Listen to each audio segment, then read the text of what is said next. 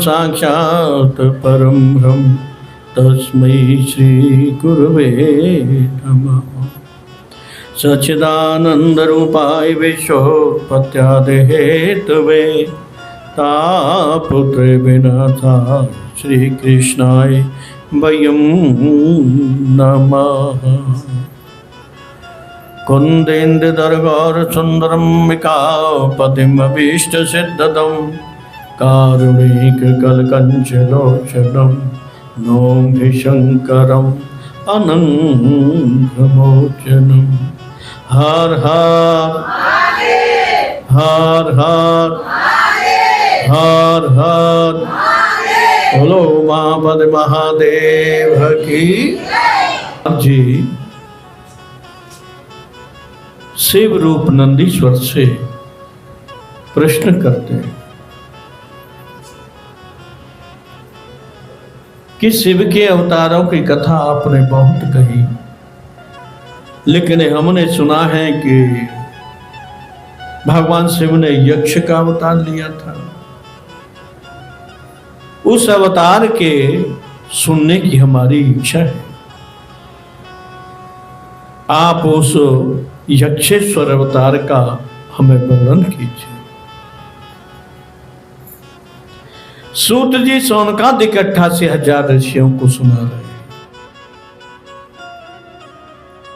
जब देव दानव समुद्र मंथन के लिए निकले तो उन्होंने बहुत सारे रत्नों को प्राप्त किया।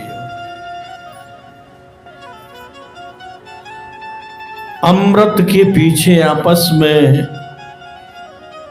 द्वंद्व हुआ, लेकिन वो अमृत भगवान ने देवताओं को पिला दिया।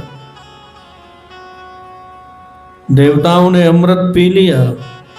जब राक्षसों को पता चली तो फिर युद्ध हुआ और बड़ा भयंकर प्रलयकारी युद्ध हुआ।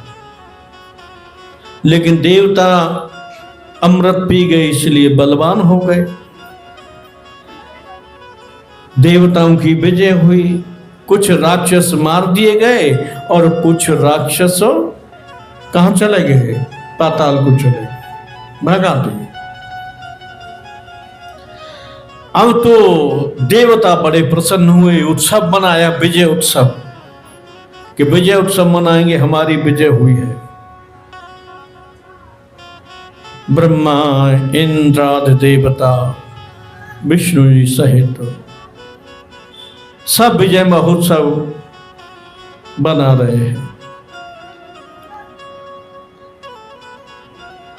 लेकिन अहंकार और अभिमानियों का गर्व दूर करने वाले भगवान शिव विचार करते हैं और उनका अहंकार दूर करने का उपाय करते हैं।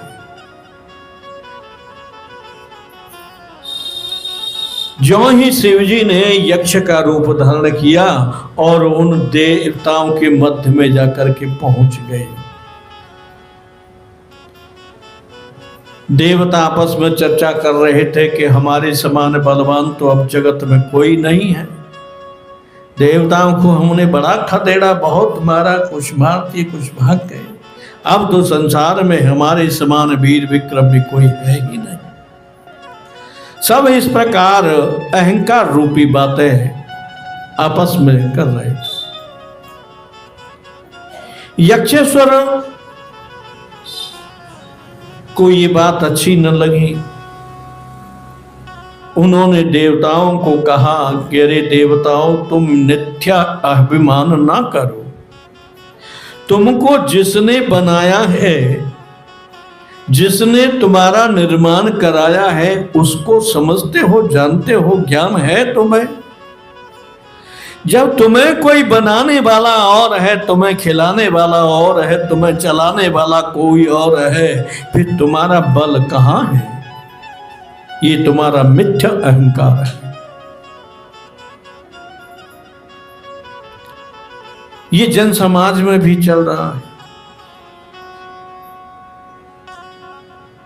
कुछ करते भगवान हैं, शक्ति भगवान देते हैं, भगवान की प्रेरणा से सारे कार्य होते हैं।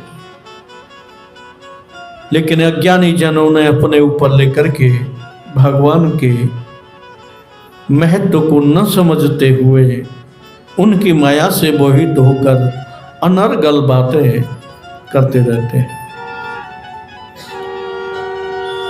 तो यक्ष की बातों को सुनकर के देवताओं ने कहा, हाँ इसमें क्या झूठ है, हमने राक्षसों को मारा, भगा दिया, हम बलवान हैं, इस समय हमारे समान कोई बलवान नहीं है।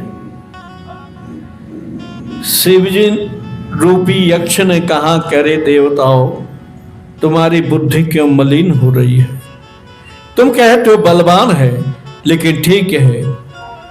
उन्होंने एक तनका लिया और वहां उनके सामने रख दिया, कहा कि इसको कोई काटने वाला है, इसको कोई जलाने वाला है तो हम मान लेंगे कि तुम वीर हो। अब तो विष्णु जी ने सूर्यदेव को कहा, अपनी अग्निमय किरण से जलाना चाहा, लेकिन वो कुछ नहीं बिगड़ा उसका। पवन ने बहुत ताकत लगाई कि उसको उड़ा दो, लेकिन वो उड़ा भी नहीं पाए। अग्नि को कहा कि जला दो, अग्नि भी बहुत कोशिश की लेकिन जला नहीं पाए। क्यों? कि वहां शिव तत्व विद्यमान था, शिव की कृपा थी उसके ऊपर। इंद्र ने अपना वज्र मारा, कुछ न बिगड़ा उसका।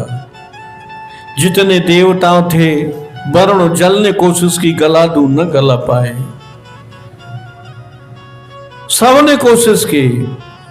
विष्णु जी ने भी अपना चक्र चलाया, लेकिन उस तिनके का कुछ बालन बांका न कर सके। ये कितना सुंदर प्रकरण है, इसको समझें, अपने जीवन में लागू करें कि जब एक तुनके को कोई बिगाड़ नहीं सकता जिस पर भगवान की कृपा हो, तो क्या हमारा कोई बिगाड़ सकता है अगर हम पर भगवान की कृपा हो? तो उस कृपा को प्राप्त करने के लिए पूरी तरह से प्रयत्न करना चाहिए। जिसको वो कृपा प्राप्त हुई है, उसी की कृपा से वो बलवान बना है। तब सब लोग हार थक गए तो आकाशवाणी हुई, है निराभिमानी देवताओं, तुम्हें नहीं पता ये यक्ष महाशिव है, महादेव है, ये सब का बल है, इनके समान कोई दुनिया में बलवान नहीं। जब देवताओं की आंख खुली तो उन्होंने भगवान शिव की बहुत प्रकार से स्तुति की। भगवान शिव प्रसन्न हुए और उन्हें वर दिया। सब अपने अपने लोक को चले गए। बोलो सच्चिदानंद भगवान है की। ओम नमः शिवाय, ओम नमः शिवाय।